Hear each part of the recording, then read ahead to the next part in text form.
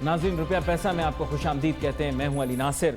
आज मैंने बहुत सारे मौज़ूआत पे बात करनी है और बिलखुसूस इस बारे में बात करनी है कि तामीराती शोबे को जिस तरह के चैलेंजेस का सामना है पाकिस्तान के अंदर और बिलखुसूस शहर कराची के अंदर, वो बड़े अजीब व गरीब। हमारे यहाँ आपको पता होगा कि ज़मीनों पर कब्ज़े हो जाते हैं, कब्ज़ा माफिया के अलहदा चैलेंजेस और प्रॉब्लम्स हैं। और आपको पता होगा कि सदर पाकिस्तान तक ने इस चीज़ को हाईलाइट किया है और इस मामले को हाईलाइट किया है। इसके साथ साथ बहुत सारी चीज़ें ऐसी रही हैं जैसे कि चाइना कटिंग, और इसके मुतालिक बहुत ज़्यादा गुफ्तगू भी होती रही है। इलीगल कंस्ट्रक्शन भी एक बहुत बड़ा मसला है। इन सब चीज़ों के साथ साथ जब बंदा काम कर रहा होता है तो फिर ज़ाहिरी बात है वो चैलेंजेस बढ़ते जाते हैं, उस बिल्डर के लिए भी, बिल्डिंग कंस्ट्रक्शन इंडस्ट्री के लिए भी, और बिलखुसूस आवाम के लिए। आवाम सफ़र कर रही है, आवाम के लिए सॉल्यूशंस हम सर्च करने की कोशिश करते हैं, इंडस्ट्री बेस्ड इशू को रेज़ ज़रूर करते हैं, लेकिन पर्सपेक्टिव हमेशा कोशिश करते हैं कि अवामी नौयत करें। आज मेरे साथ बहुत ही अहम मेहमान शामिल गुफ्तगू होंगे, जनाब डॉक्टर थानवी साहब, और इनके साथ मैंने गुफ्तगू करनी है इसी मौजू पर। ये CEO हैं किंग्स बिल्डर के। सर, आपको वेलकम करता हूँ। अस्सलाम वालेकुम जी, बहुत शुक्रिया। तला साहब, अब एक बहुत बड़ा मसला जो कि पूरे पाकिस्तान में है और अब शहर कराची के अंदर तो आपको पता है काफ़ी अरसे से it has been a very very major and pressing issue, वो है कब्ज़ा माफिया, ज़मीनों पर कब्ज़ा हो जाना। बहुत सारी ऐसी ज़मीनें हैं जो कि आप ऐसे कह सकते हैं जिनका स्टेटस जो है मशकूक होता है। अब इसके साथ काम करना एक बड़ी अजीब व गरीब किस्म की सिचुएशन क्रिएट हो जाती है आवाम के लिए भी, क्योंकि वो भी बड़े बेचैन और परेशान होते हैं। आप क्योंकि तामीराती शोबे से बिलोंग करते हैं तो थोड़ा इसके ऊपर आप रोशनी डालें कि फिर इस चैलेंज को हम किस तरह से मीट करेंगे और इस प्रॉब्लम को किस तरह से रिजॉल्व किया जा सकता है। बिस्मिल्लाहिर्रहमानिर्रहीम। ये एक ऐसा कब्ज़ा माफिया, चाइना कटिंग, कब्ज़े की बुनियाद पे कंस्ट्रक्शन करके उस जगह को आबाद करा देना, ये एक ऐसा मौजू है जिस पे पूरा दिन कई घंटों बात हो सकती है। मुख्तसर में मैं आपको बयान करूं। कब्ज़ा सबसे पहले कहीं भी शुरू होता है तो सबसे पहली मदद होती है पुलिस की। शरीफ आदमी अपनी ज़मीन पे दीवार लगाने जाएगा तो पुलिस नहीं लगाने देती कि डॉक्यूमेंट वेरीफाई करो, लेकिन अगर कोई बदमाश दीवार लगा के आपकी ज़मीन पे कब्ज़ा कर रहा है तो पुलिस उसका साथ देती है, बजाय इसके कि वो आपका साथ दे। आपसे को तो भेज देती है डॉक्यूमेंट वेरीफाई कराने, और उस असना में वहाँ पे झुग्गियाँ डल जाती हैं, ख़वातीन आबाद करा दी जाती हैं, बच्चे ले आए जाते हैं और दीवार लग जाती है रातों रात। पूरा गुलिस्तान जौहर आधा कंस्ट्रक्शन कब्ज़े की बुनियाद पर हो चुकी है। ब्लॉक 10, ब्लॉक 11, आगे चलें सफूरा की सराउंडिंग में तकरीबन एरिया आधे से ज़्यादा ज़मीन कराची की 52% इस वक्त कच्ची आबादी है। वो कच्ची आबादी पुलिस, KDA और बोर्ड ऑफ रेवेन्यू के मुलाजिमीन की मिली भगत से बनती है।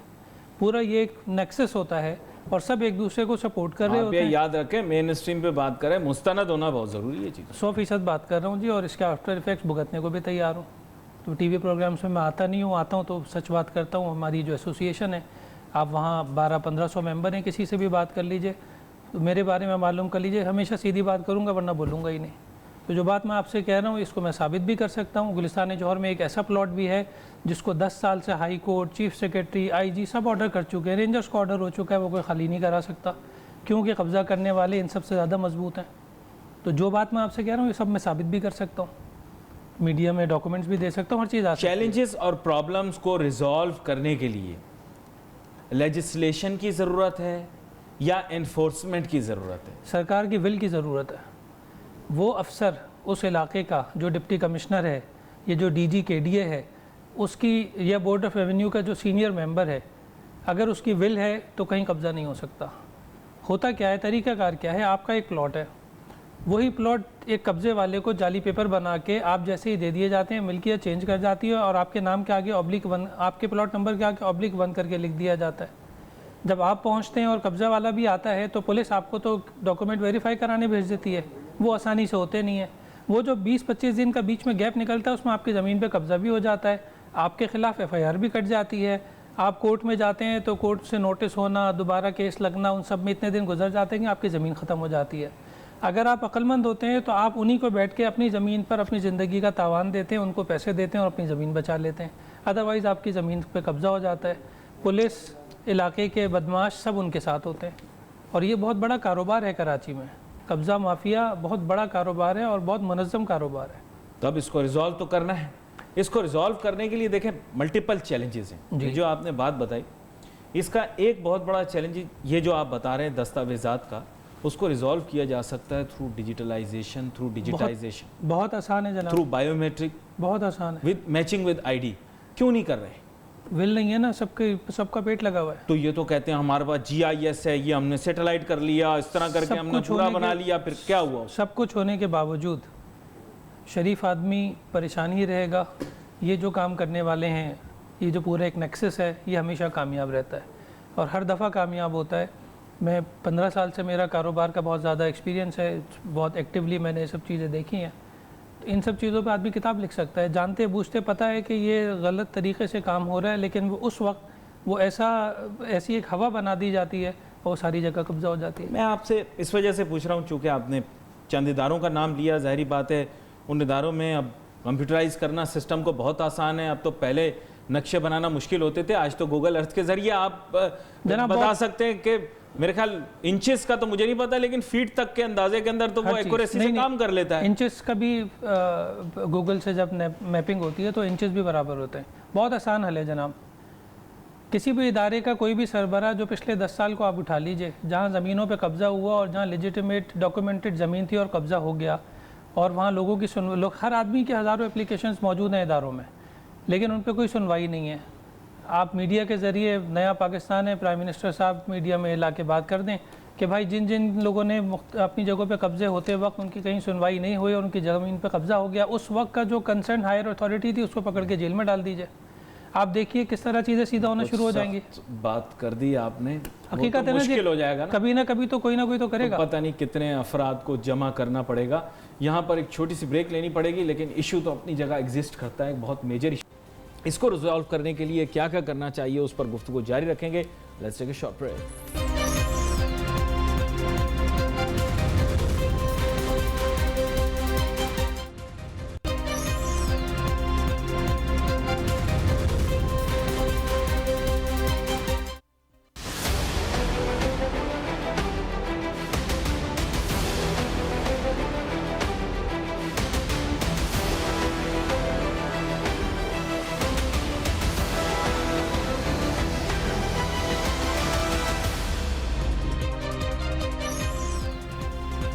नाज़रीन, welcome back after the break. गुफ्तगू हमारी जारी है। बात हम यही कर रहे थे कि तामीराती शोबे को दरपेश ये जो चैलेंजेस हैं, मैं इन्हें ये तो नहीं कहूँगा कि मुनफरिद नौइयत के, बहुत सारे तरक्की पजीर ममालिक हैं वहाँ पर इस तरह के इशूज़ होते हैं, जैसे कि कब्ज़ा माफिया है, चाइना कटिंग है, डुप्लीकेट डॉक्यूमेंट्स है। हमारे यहाँ लोग असल में इसको इशू को डिस्कशन में इसलिए ज़्यादा नहीं लाते क्योंकि बहुत सारे लोग जो कि कंस्ट्रक्शन के शोबे से एसोसिएटेड नहीं है, वो नहीं जानते इसकी जिसे मैं कह सकता हूँ कि माइन्यूट डिटेल्स। और मैं इसे माइन्यूट क्या कहूँ कि डुप्लीकेट डॉक्यूमेंट्स और फाइलों का 4-4, 5-5 फाइलों का एग्जिस्ट होना, ये आपके लिए बड़ी हैरानकुन बात होगी, लेकिन जो लोग प्रॉपर्टी कंस्ट्रक्शन का काम करते हैं वो तो खुद बेचारे परेशान रहते हैं कौन सी वाली सही और कौन सी वाली गलत है। खैर, तला साहब, ब्रेक पे जाने से पहले हम बात कर रहे थे और आपने चूँकि इसके ऊपर बहुत सारी निशानदही की कि जी ये इशू है, ये इशू है, और ज़ाहिर बात है आपका ख्याल ये है कि ब्यूरोक्रेट्स साथ में इन्वॉल्व होते हैं, इस वजह से ये काम हो पाता है। लेकिन टू बी वेरी फ्रैंक, अगर आप इस चीज़ से एग्री कर रहे हैं कि कंप्यूटर सिस्टम एग्जिस्ट करते हैं, जोग्राफिकल इंफॉर्मेशन सिस्टम्स इस तरह के एग्जिस्ट करते हैं कि आप बड़ी इजीली मैपिंग कर सकते हैं और उसी के हिसाब से अलॉटमेंट कर सकते हैं, एलोकेशन कर सकते हैं, फिर क्यों 5-5 फाइलें, 6-6 फाइलों का होना, और फिर मुख्तलिफ सरकारी इदारों के पास मुख्तलिफ फाइलों का होना, और फिर मुख्तलिफ इदारों के पास जाकर अलहदा से NOC लेकर आना, और फिर मुख्तलिफ इदारों के पास वेरिफिकेशन के लिए जाना, ये बड़ी अजीब सी चीज़ है। अगर आप किसी को, आप पता होगा पाकिस्तान में आजकल बड़ा चर्चा है इन्वेस्टमेंट लेकर आओ, मैं किसी फॉरेन इन्वेस्टर को लाऊं, वो 6 इदारों के पास जाए, वो वाली फ़ाइल वेरीफाई कराए। जनाब, ये कभी मुमकिन नहीं है कि प्रॉपर्टी के कारोबार में फ़ॉरेन इन्वेस्टर आ जाए, इसलिए कि उसमें हर्डल्स इतने ज़्यादा हैं कि आपको अगर एक प्रोजेक्ट की NOC लेनी है, आप उस ज़मीन के मालिक हैं, आपके नाम पर लीज़ मौजूद है, म्यूटेशन आपके नाम मौजूद है, आपने तमाम जायज़ तरीके से वो ज़मीन ली हुई है, आप मालिक हैं, हर आदमी जानता है कि वो आप उस ज़मीन के मालिक हैं, लेकिन आपको अगर वो NOC लेनी है उस पर बिल्डिंग बनाने के लिए, तो 1 साल से 1.25 साल का प्रोसेस है। आपने अपने जूते घिसने मुख्तलिफ इदारों में जाके, वाटर बोर्ड से NOC लेनी है, बिजली की KSC से NOC लेनी है, सुई गैस से NOC लेनी है। सिर्फ इन 3 की मैं बात करूँ, सुप्रीम कोर्ट की तरफ से ऑर्डर भी है अभी है कि पहले ये NOCs होनी चाहिए। जनाब सवाल ये है कि अगर क्योंकि शहर फैसिलिटी नहीं देते थे ना लोग, बगैर फैसिलिटी के कर लेते थे काम, इसलिए। मुझे पिछले 10 साल में कोई एक प्रोजेक्ट बिल्डर का, लेजिटिमेट आबाद के बिल्डर का कोई एक प्रोजेक्ट लाकर दे दीजिए जो वो बगैर बिजली का कनेक्शन लिए भाग गया हो वहाँ से, जिसने पानी का कनेक्शन ना लिया हो। पानी का लीगल कनेक्शन लेना इंतहाई मुश्किल काम है, इलीगल कनेक्शन कल सुबह आपको मिल सकता है।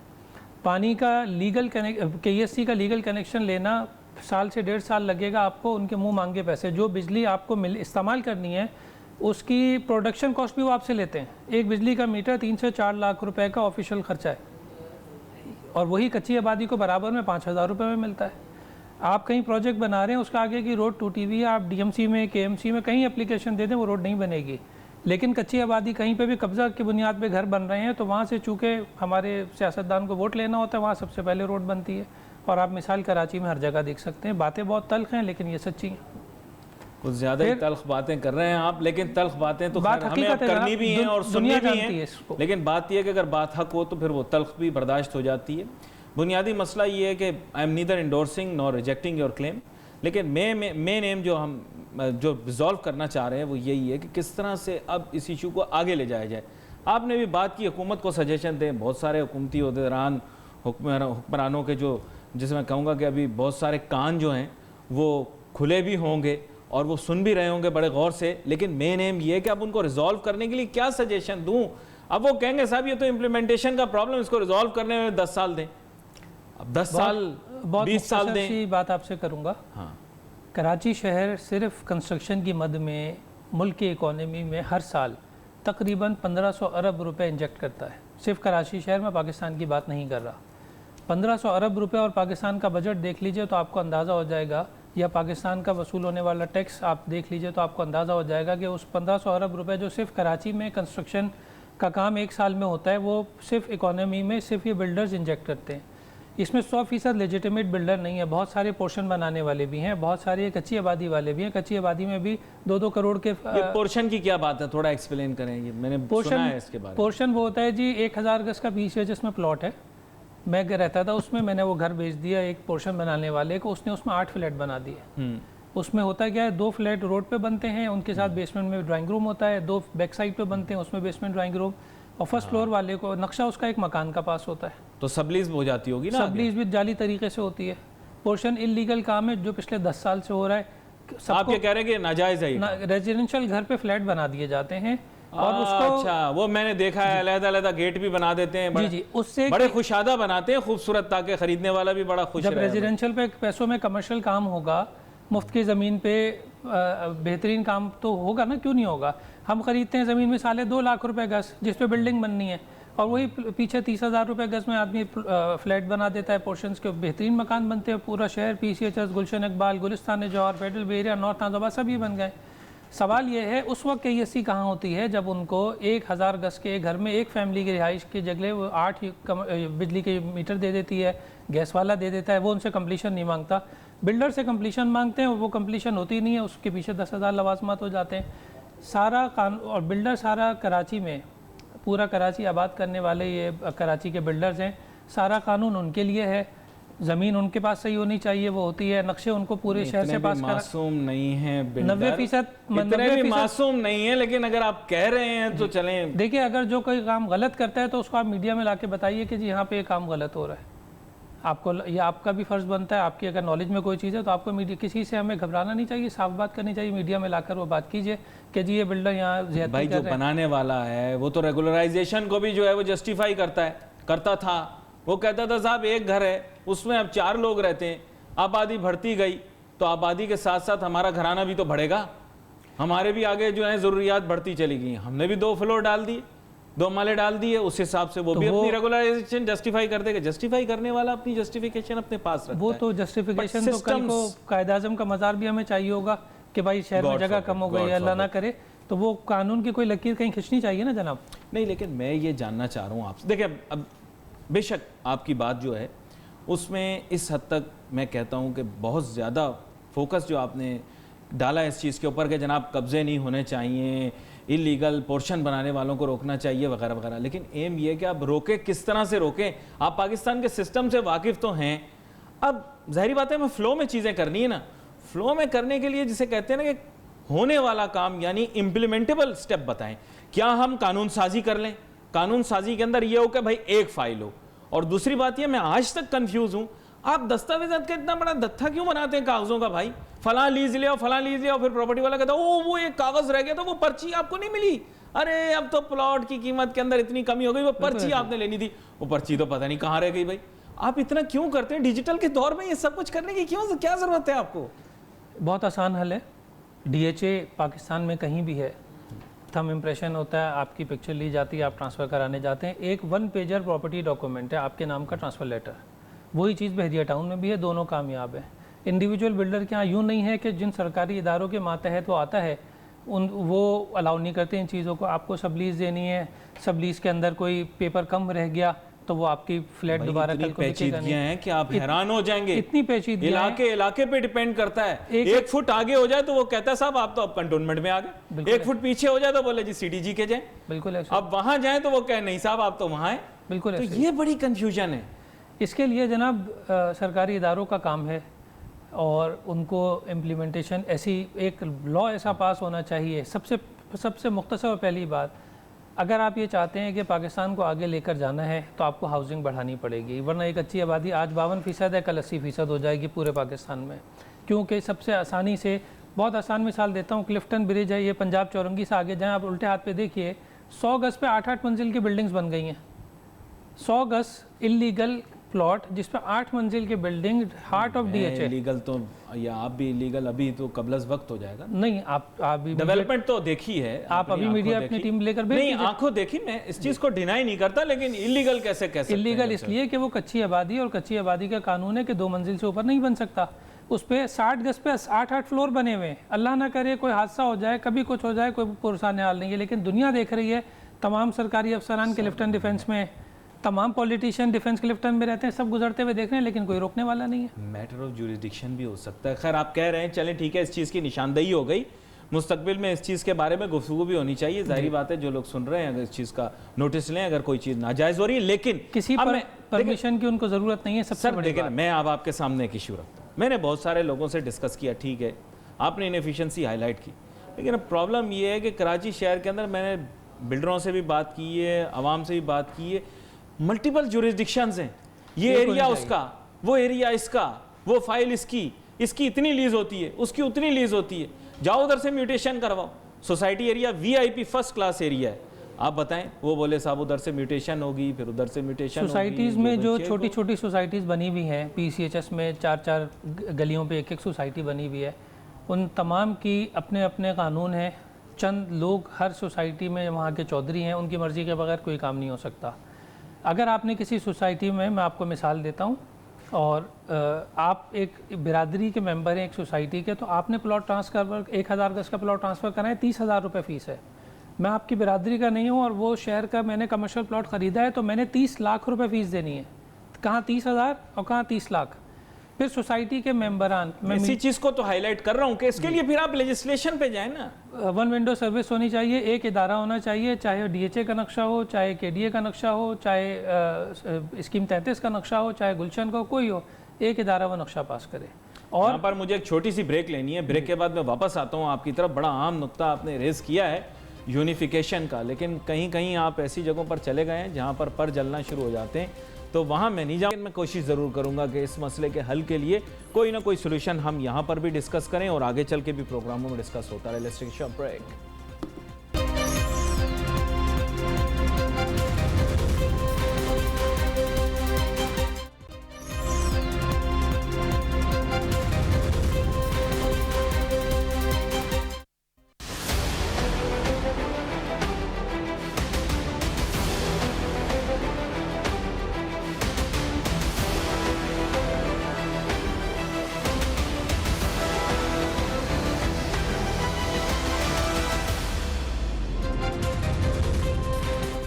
नाज़रीन वेलकम बैक आफ्टर ब्रेक। गुफ्तगू हमारी जारी है। ब्रेक पे जाने से पहले हम बात कर रहे थे, बड़ा ही अहम नुक्ता है, बड़ा ही अहम मसला है। यकीन करें मैं आवाम से मिलता रहता हूँ, लोगों से बात करता हूँ, डिस्कशन करता हूँ, हर शख्स इस चीज़ से घबराता है कि जी एक ये कब्ज़ा, कि भाई ज़मीन पर कब्ज़ा ना हो जाए, दूसरा इशू जो उनके लिए बहुत ज़्यादा प्रॉपर्टी के हिसाब से रेलेवेंस से होता है वो होता है डॉक्यूमेंटेशन।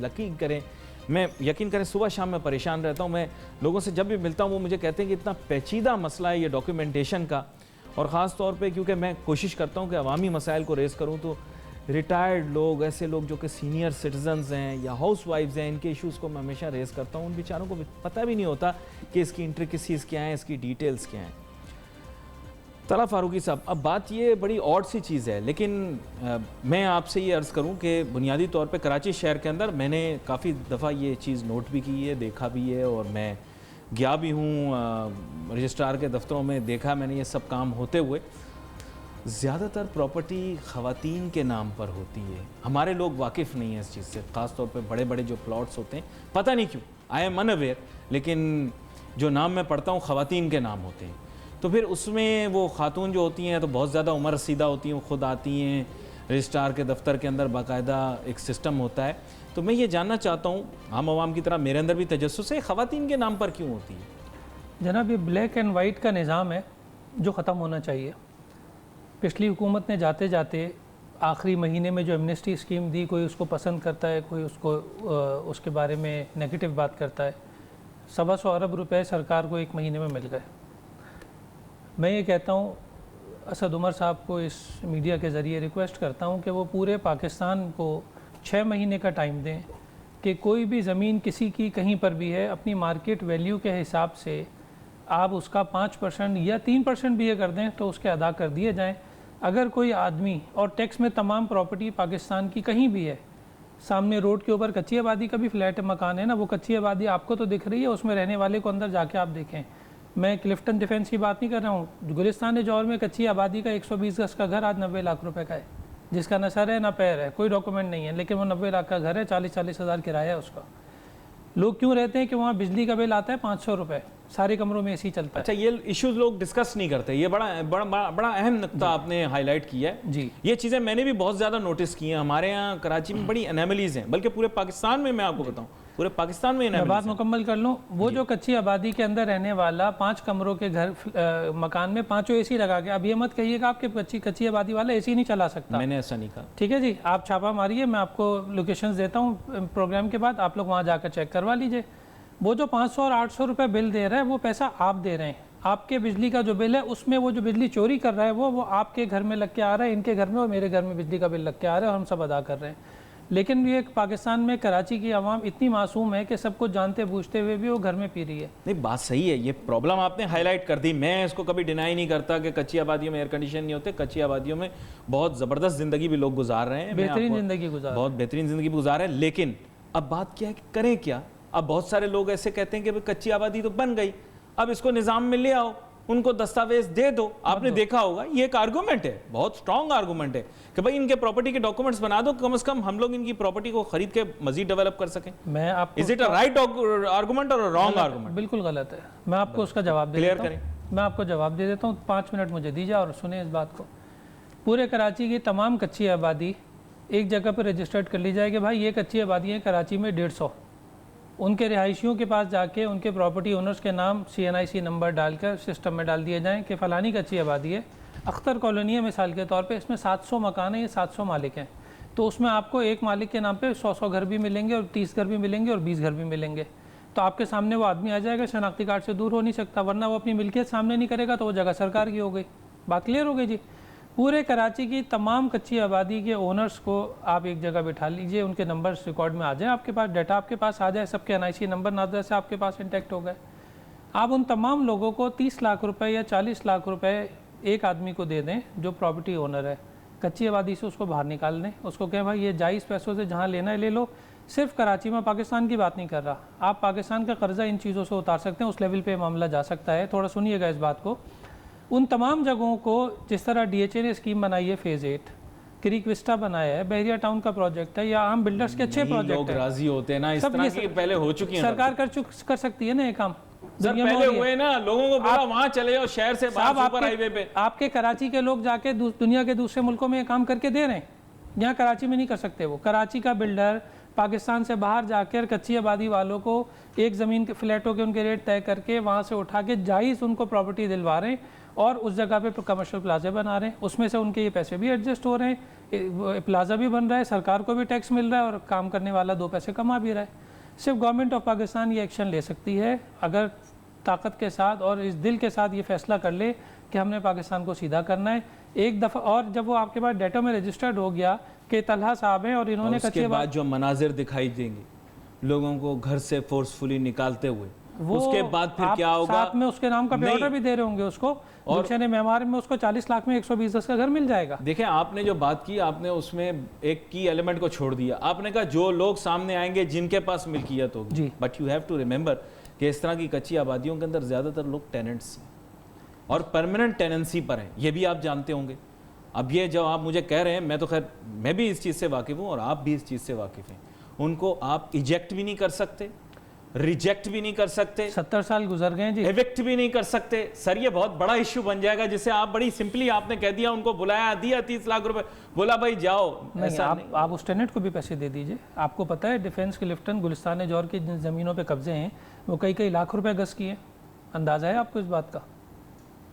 आप उन टेनेंट्स को भी पैसे दे दें प्रॉपर्टी, लेकिन वो वन टाइम होना चाहिए। और साथ के साथ आप पूरे पाकिस्तान के लिए तमाम प्रॉपर्टी, हर आदमी अपनी प्रॉपर्टी टैक्स में जाके वाज़ा करे कि जी मैं फलाना हूँ, मेरे नाम पर ये प्रॉपर्टी है, ये इसकी मार्केट वैल्यू है, इसका 3% में जमा करा के उसको वाइट करा रहा हूँ। अब ये जो आपने बताया, एक हुकूमत को एक दफ़ा करना बनाएगा कौन?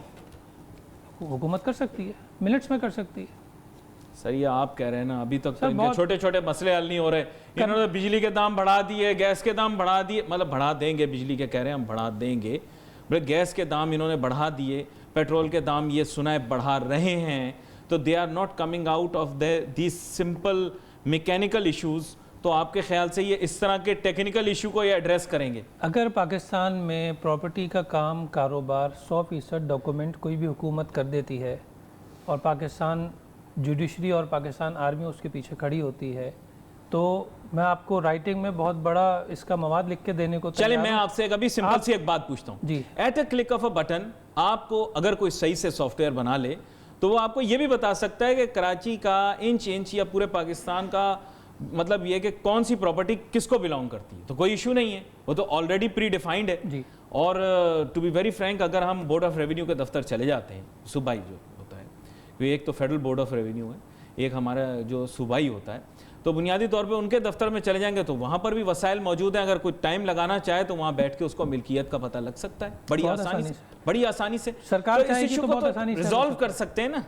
तो ओनरशिप जो है वो हमेशा प्राइमरी, सेकेंडरी और फिर टर्शरी बहुत सारी है। तो सर इस इशू को तो क्यों ना इस तरह से रिजॉल्व कर लिया जाए, क्योंकि मेरे ख्याल आप दूसरे एंड से शुरू करें, बात सही है आपकी कि वहाँ से भी कर सकते हैं, लेकिन इस एंड से शुरू करें, थोड़ा सा जो जैसे आप लेजिटिमेसी बार बार कह रहे हैं वो थोड़ी सी क्लियर हो जाएगी, फिर इम्प्लीमेंटेशन की तरफ जाया जा सकता है। आप क्या कहते हैं, दोनों संप से चलें, एक संप से चलें, या सरकार अगर चाहेगी जनाब, कुछ अनटचेबल्स हैं जो ज़मीनों पे कब्जे करते हैं और ये आ जाता है कि जी ये हैं इसमें सामने, इसका तो कुछ नहीं हो सकता, पुलिस कहती है कि जी इनका तो कुछ नहीं हो सकता, ये तो बहुत बड़ी वो है, फलाना है, लॉ एंड आप कह रहे हैं फोर्सफुल है, ये वाली बाई फोर्स होती है ना। अगर पुलिस रेंजर्स तय कर लें, सरकार के विल हो, पाकिस्तान कराची में अमन भी तो कायम हुआ है ना, किसी की तो ख्वाहिश थी तो कराची में अमन कायम हुआ, चाहे वो कोई भी था, कोई भी किसी ने भी फैसला किया, लेकिन कराची में अमन तो कायम हुआ। क्या आप सफूरा क्रॉस कर सकते थे आज से 7 साल 5 साल पहले? नहीं जा सकते थे ना। मैं अपनी बात मैं अपनी बात बताऊं आपको, गुलिस्तान जौहर में मैं प्रोजेक्ट बना रहा था 2010 में, मैं एसोसिएशन का सिंध का चेयरमैन था उस वक्त। 800 आदमी को मैं जवाब दे और उनके मामलात के लिए मैं लोगों के पास जाता था। मेरे पास एक आदमी आया, भाई मुझे भत्ता दो। मैंने कहा मैं भत्ता नहीं दूंगा।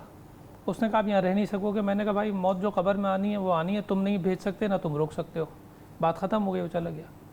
3 दिन के बाद टीवी पे मैं घर में बैठा हुआ हूँ तो टीवी पे देख रहा हूँ, स्लाइड चल रही है कि जी कामरान चौरंगी पे आग लग गई और लोगों का मुजाहरा। अब मुझे होश नहीं कि जी कामरान चौरंगी, मेरी वहाँ मैं बिल्डिंग एक बना रहा था ना, मुझे मैं सोच भी नहीं सकता था। उसके 3 दिन बाद मुझे SHO का फ़ोन आता है कि आप किधर हैं जनाब, आपकी FIR कटी है, हमने आपको गिरफ़्तार करना है। मैंने कहा मैंने क्या किया है? कहना आपने गरीबों के फर्नीचर में आग लगाई है और आपको अपनी बेल कराइए वरना आपको गिरफ़्तार कर लेंगे। हमें पता ही नहीं जी, हम भागे सुबह को बेल कराने। ज़ाती बात कर रहा हूँ, आपकी मर्ज़ी, आप मीडिया में दें या ना दें। वो जी मैं वहाँ पहुँचा हूँ तो वहाँ 40 आदमी मेरे ख़िलाफ़ खड़े हैं और उन्होंने कलमा पढ़ के कुरान पाक हाथ में लेके कलमे पढ़ के कहा कि मैंने आके वहाँ फायरिंग करी और आग लगाई है, हालांकि मैं अपने घर पे बैठा हुआ था। जब उनको ये यकीन हो गया उन 40 लोगों को कि अब हम कुछ नहीं कर सकते, तो उन्होंने जितना ख़र्चा किया था मेरी बेल होने के बाद मुझे तंग करना फिर शुरू कर दिया, मुझसे वो पैसे लेके मेरी जान छोड़ी। ये मैं एक मिसाल दे रहा हूँ, हर किसी के साथ ये सब कुछ हो सकता है। मेरी ख्वाहिश तो ये है कि आपके साथ गुफ्तगू जारी रहती है। मैं चाह भी यही रहा था कि कुछ और मौजूआत भी थे जिनको आज डिस्कस कर लिया जाए, हमारे पास महदूद होता है। मैं कोशिश ये करता हूँ कि इश्यूज़ को जो है इस तरह से लेकर चलूँ कि आवाम के प्रॉब्लम भी एड्रेस हो सकें और साथ साथ इंडस्ट्री के जो इशूज़ हैं वो भी एड्रेस हो जाएँ। We wait for your messages on Facebook. यहाँ पर अली नासिर हमारी टीम को इजाज़त दीजिए। अल्लाह हाफिज़।